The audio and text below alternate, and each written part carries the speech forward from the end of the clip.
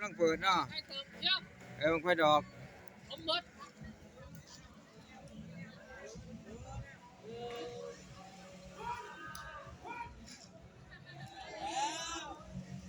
มาเบิ่งกันว่ามันสิสำไหนเนาะพี่น้องเนาะบังไฟดอกบ้านนนจานเนาะพี่น้องเนาะเมืองทางเมืองทองแขวงสมณเขตนี่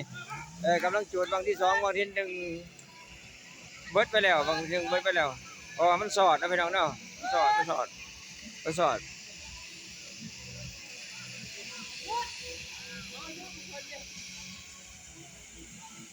แต่มาบางที่2พี่น้องก็มันสิขึ้นสำไหนมันสิได้สำไหนมาเบิ่งกันแล้วกันพี่น้องมาส่งมาเชียร์กันแล้วกันเด้อพี่น้องเด้อเป็นกำลังใจให้โจกเริ่มแล้วพี่น้องเริ่มแล้วพี่น้องเริ่มแล้ว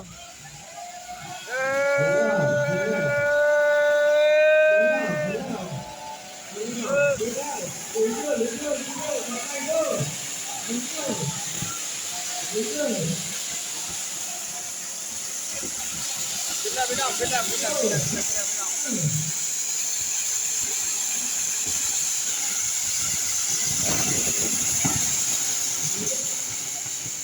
โอ้สุดยอดพี่น้องสุดยอดอันนั้นมันยกที่หนึ่งมาตอนยกที่2ด้วยพี่น้องตอนยกที่2ดูยกที่2มาเนี่ยนี่กอก2ยก1บัดไปเลยเนาะพี่น้องเนาะขึ้นประมาณ50เมต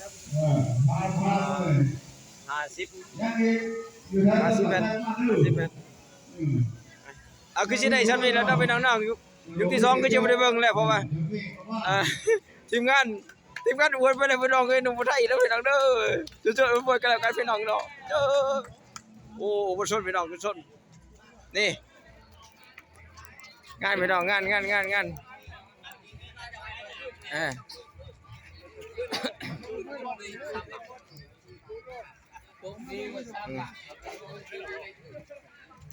กอกเดียวก็พอแล้วพี่น้องกอกเดียวก็พอแล้ว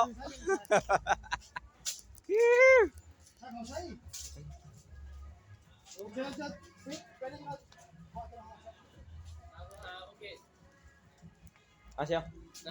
กราบฐานพ่อก่อนจับสิเข้าห้องน้ำทายโอเคเหนียวนี่มึงเหนียวโอเคที่ทายเอาทายเอาแต่มันเหนียวนี่เบิ่งข้อมันใหญ่หรือข้อมันน้อยเชี่ยวปฏิคนนี้ชอบโปรตีน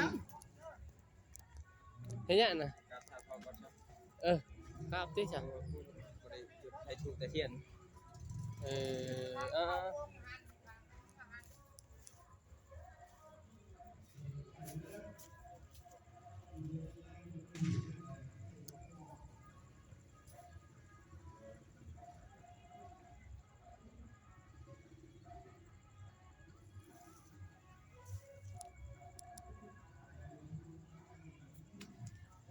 โอเคเรียบร้อยแล้วโอเค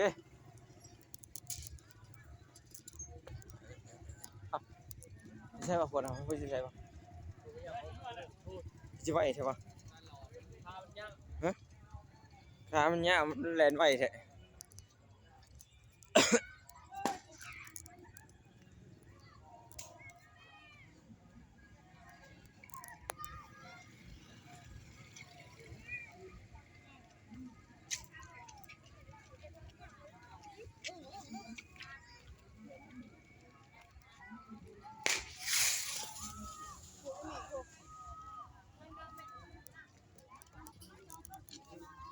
ไม่ดอกไม่ไหวนะครับมาถ่ายเนาะจับ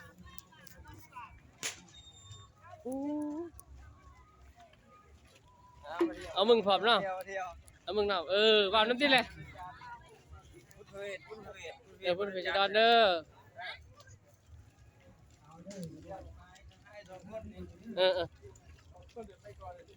ถ่ายยากมากกูจะถ่ายพ่อดีเลย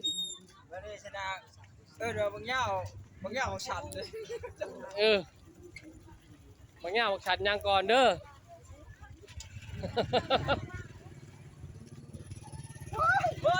แล้วบอกอะไรได้แล้วถ่ายใช่ซับซ้อนถ่ายใช่บอกถ่ายไปลงเพจเป็นบ่ได้ดอกบ่เดี๋ยวตัดต่อลง ยาเชียวยากูช่างท่ายางมันก็บ่แห้งเลย โอ้ทีมงานรถสว่างกัน เออ ทีมงานรถสว่างกัน ทีมงานสว่างเลยเด้อสบายดีอ่ะ ก็ไปเล่นวง ไปเด้อบุญบังไฟเด้อพ่อพี่น้องเอ้ย พุทธพระเวท บุญบ่แม่นเรื่องบุญบังไฟกันเดียวกันตัวเนาะ เดี๋ยวพ่อผู้สาวงามกันหน่อยเร็วโทษเด้อผู้บ่าวแนว ว้าวเนี่ย เฮ้ย เคนมึงอย่างดีดิเคนมันเข้ากล้องกูดิอย่างดีๆเลยมันเข้ากล้องเว้ย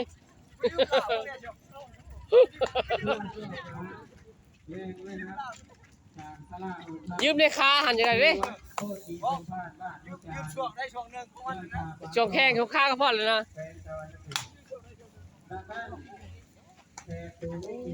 มึงจะไปลงบอกมึงจะไปลง YouTube บ่ดิฮะว่าก็บ่คือคนยากคือกระเทยก็สิเอาลง YouTube ก็อ้ายเลยคน เชียวยาลงไหน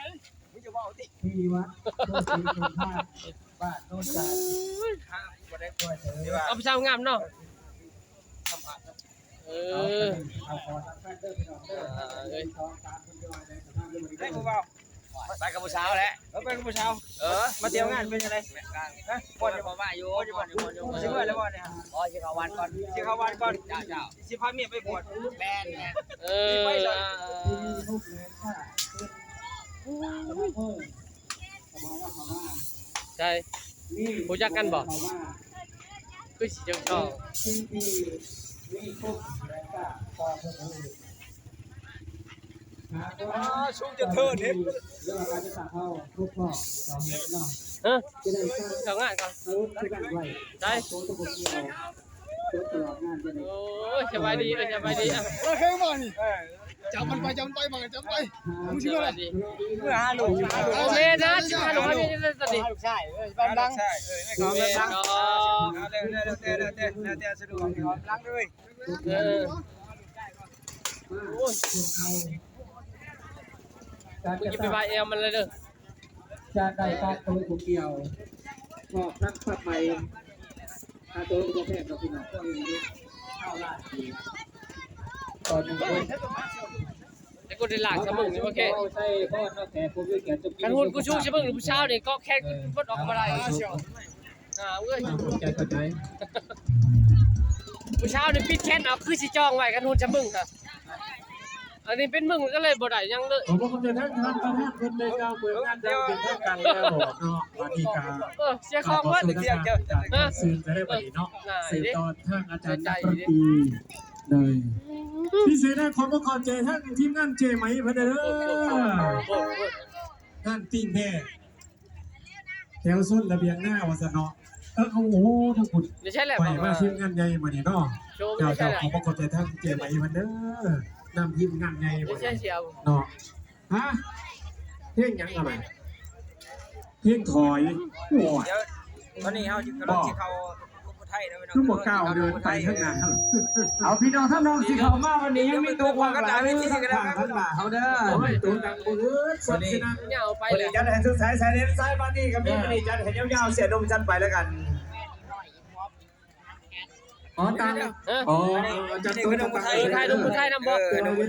ย่าลืมชาวโบซี่นี่ด้วยกับท่านไทยเพิ่นอ๋อ จะทำห้ามแล้ว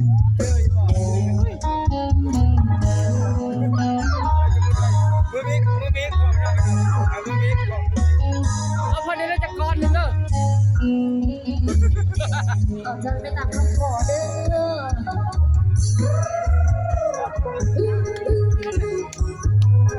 มาไปทางเอออยู่ มันไม่ต้องห่วงเราไม่ต้องเช็ดมันเรียกมันมีเงิน ฮะ มาเช็ดเรียกคนเดียวมันต้องห่วง